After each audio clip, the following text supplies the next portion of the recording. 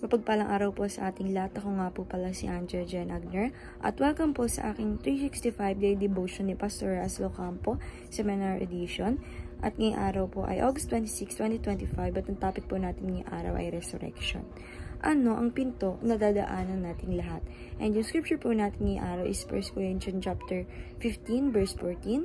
And yung sabi po dito sa ating concept na resurrection is the rising from the dead into a new kind of life that is no longer subject to sickness, aging, deterioration, or death.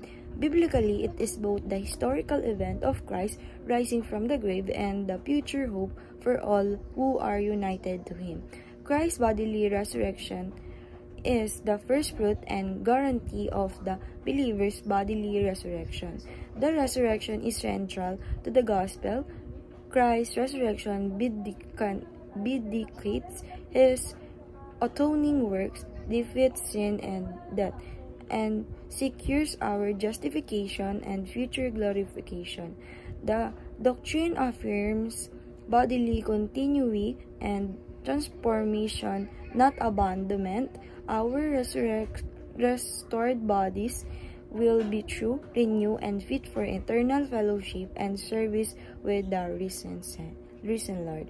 And yung scripture po natin na 1 Corinthians chapter 15 verse 14, ang sabi po dito is, "And if Christ has not been raised, our preaching is useless, and so is your faith." Sa Tagalog naman po, at kung si Kristo hindi muling binuhay, ang aming mga ngaral ay walang kabuluhan, at ang inyong pananampalataya ay wala ring kabuluhan. And yung teaching number 1 po natin, sabi po dito na yung resurrection is nagbibigay daw po ito ng meaning sa ating mga buhay. Sabi po dito na resurrection gives meaning to life or to our life. And teaching number 2, resurrection gives hope to the hopeless. Sabi po dito na yung resurrection is nagbibigay ng pag-asa doon sa mga wala ng pag-asa. And teaching number 3, resurrection gives us courage to face death. Sabi po dito na yung resurrection talagang binibigay tayo ng idea and nagbibigay ng courage na tayo talagang lahat is ma-face natin yung kamatayan. And application number 1, pour out your life to God's kingdom. Sabi po dito na apply po natin sa sarili natin or sa life natin, bibuhos po natin lahat sa buhay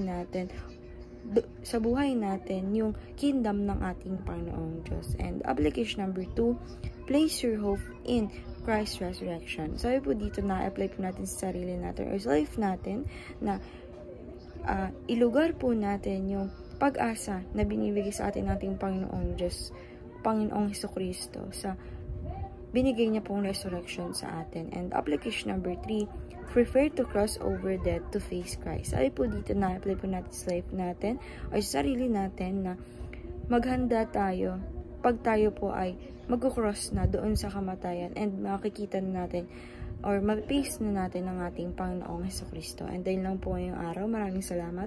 God bless.